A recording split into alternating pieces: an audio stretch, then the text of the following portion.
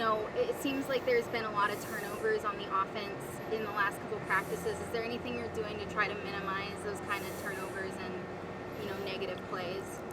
Some of that's situational, and it's just forcing the ball. So, like, we were working 2-minute situations today, and we've worked third down situations. So we're being forceful in those gotta-have-it situations.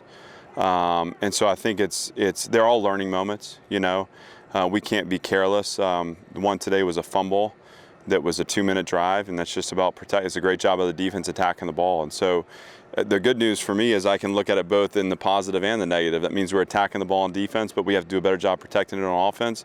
Some of that's just understanding situationally not to force it. And an incomplete and a punt is a win at times. We got to protect the ball. What improvements do you want to see out of the offense scrimmage? Well, I've seen through the week, there's been improvements in protection. There's been tempo improvements. I think just like the functional, organizational, signal coming in, call being made, confidence is ramping up. We got to go make plays. That was what was missing. In the first scrimmage, when we got drive started, we either dropped balls or had penalties that killed them. And so we're gonna maintain focus on the things we control, and let's get some rhythm going, and allow for the playmakers to step up when we have big situations. We got to get the drive going to do that.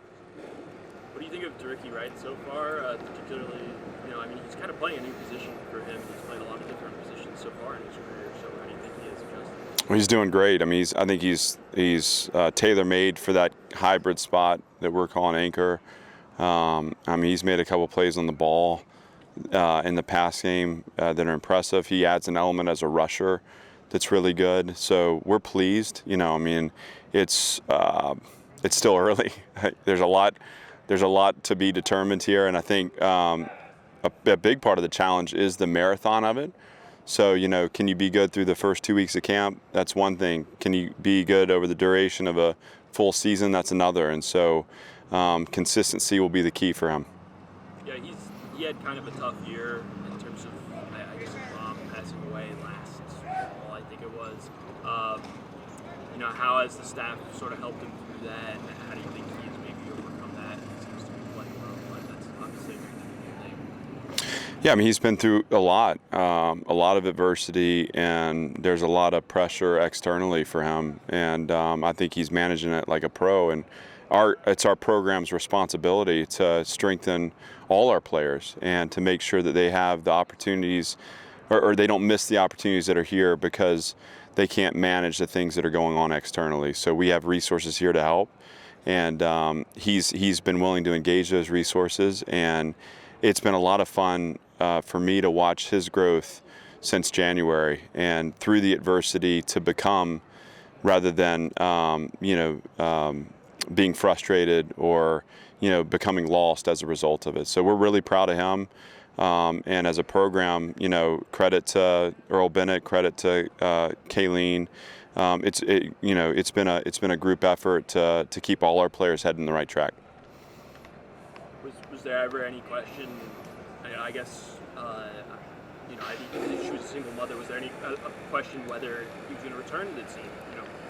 As opposed to having to work or something he has the younger siblings and having the big income. No, nothing specifically stated. DeRicky understands the power of being at Vanderbilt University. He understands that any sacrifices made in the short term are going to pay off for him in the long term, and so he's got a really good head on his shoulders that way. I think emotional support for everyone that goes through a lot is important, but as far as the vision and the drive, he has it. So, there was never any questioning whether or not he'd be around. It looked like yesterday the guys weren't quite ready to finish practice. So we go back out there for a few more minutes.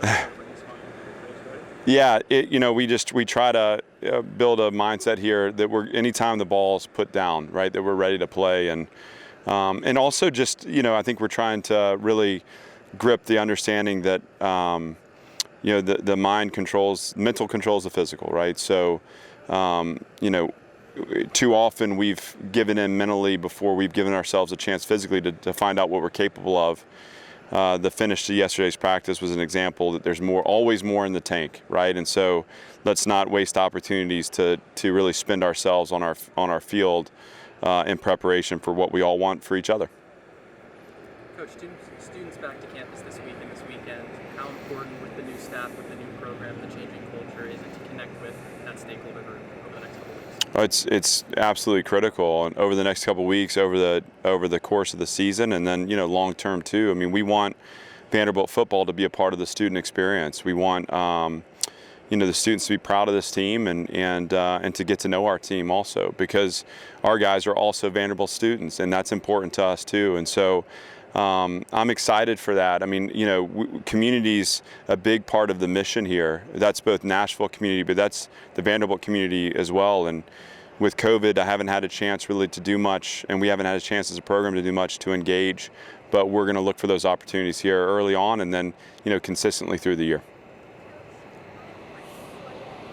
You kind of coming in and bringing in a different kind of mantra into this field. What mantra are you kind of bringing to this team? As far as like mantra goes, I mean, I guess I would just say that that we're here to win, and so not that we make it result driven, it's process driven, but we understand the outcomes that we want and the outcomes that we can achieve, and so it starts there. And again, the way we get to that finish point maybe makes us unique. We're focused on the mental aspects of the game. We're focused on the emotional control required to execute in the moment. We want to celebrate out here together every single day that we come on the field. We feel like that's a process towards winning. Yeah, that's the biggest thing, is we're here to win, and that's what we're that's what we're directed towards doing. Coach, you and Bobby Johnson both inherited the program after winless SEC seasons. What have you learned under your time under Coach Johnson that's going to allow you to get the program out of the Clark Lea sandwich? Coach Johnson, I learned so much just observing him as a player. But if I were going to lean on anything, it would just be a level of belief and consistency. Like he was just methodical in the way he kept our team moving forward despite our falling short of expectations. And we don't view the state of this program as anything other than we're rising to our competitive best, and we're going to have a path to win every game we play, and we'll measure results off our execution of that path. I mean, that's just plain and simple. But as a leader of something, it's my consistency that will allow for consistency throughout. And so again, was today perfect? No, there were turnovers. There's a lot of teaching out there today in situation, but you take advantage of the opportunities to teach, because that's how you grow a program forward. Yes. In terms of comparing this year or this fall camp to the spring game last year or whatever, how far do you think the defensive line has come? I think the guys have worked very hard, man. It's a D line right now. We're learning to push through the pain, the hot days, being able to fight, being able to know our assignments, alignments, and play as one. So we've come a long way. Guys are truly having fun. So it's very exciting to watch them. I know you recruited Marcus Bradley. How do you think he has adjusted to college in the last few months? Oh, very good. I think the summer was big for him. He was able to go back home and woosah, relax his mind and come back. But he's doing well. He's more physical than he's ever been. He has real pass rush ability, so you're starting to see it now, because I think him having a spring ball to kind of get adjusted a little bit to college football kind of helped him. So, he's doing well and progressing the way, we would want him to. You're in kind of a unique position, both having played with Clark here and then also being a holdover from the previous staff. So what is your relationship with Clark like, especially once you had that experience from the previous staff, but then he came back and you had a relationship with him? For Coach Lee, man, I always knew he was going to be a head coach, and I always knew this was probably going to be his dream school. So it's great just to see the same things when we were in school. I mean, he's a hard worker, locked in. Some people call him Professor X. I mean, he's going to challenge you in every way, and it's great to see it, man, from day one, to literally see the vision to where we are today. I mean, gives you goosebumps. And to actually, see him lay it out and see the plan come together, I mean, it's brilliant. And it's no different than when he was in college. He was always a guy that had everything mapped out and was going to make sure that, he saw everything through. So I enjoy being here, man. I'm happy. I'm still here, and he loves Vanderbilt. He loves this thing, black and white. I mean, through and through, just like I do. In the day. So I'm happy we were able to do it together. Nate Clifton, is bulked up. It just looks kind of different out there, I guess. What's he giving you guys? Oh, he's comfortable, man. Knows the playbook well. Showing a lot of strain, a lot of length. He's real good with his hands. He's strong. He got some heavy hands, and he puts it on you. You're gonna feel it. So we're very pleased with Nate. Nate's doing a great job for us, man. And like you said, he's earned every bit that he has right now. Malik, what have you learned so far from an OK practice field? A lot. Just come out, practice each and every day. First and foremost, you gotta bring your 1% each and every day.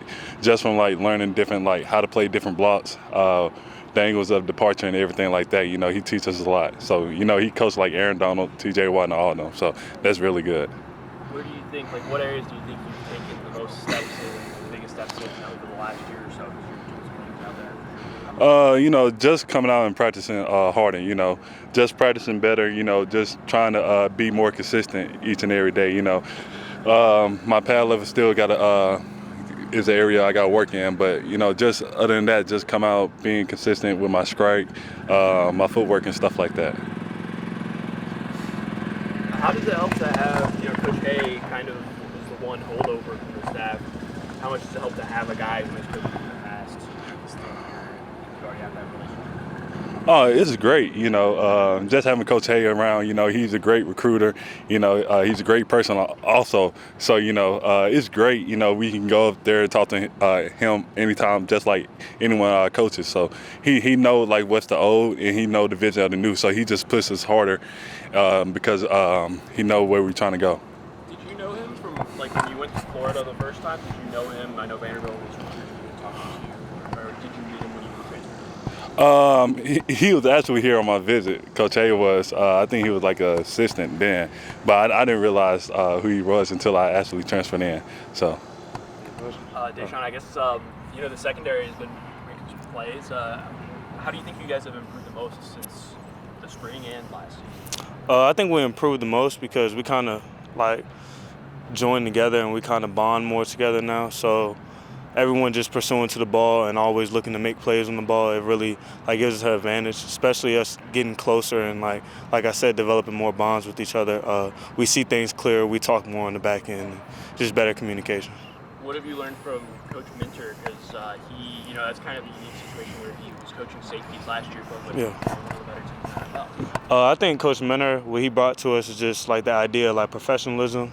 He lets us play our game, but he coaches us on our game as well. And just really just letting us be us on the field instead of trying to control everything that sometimes you can't control within the game scenario. He just lets us be us and correct us on our mistakes that we make. What do you think has led to, the defense's success in getting a lot of turnovers in the last couple practices? I really think the big thing that we've honed in on is pursuit. We pursue to the ball a lot, so if the ball is out, there's always hats around the ball, and that's kind of been a big thing that Coach Minter really has honed on. We want to be that defense that no one wants to play against. So when one person's at the ball, we want to see 3-4 people flying around the ball. So I think that's been a big part of that. What differences have you noticed with Ken Seals, practicing against him this year compared to the last season? Ken has gotten way more smart.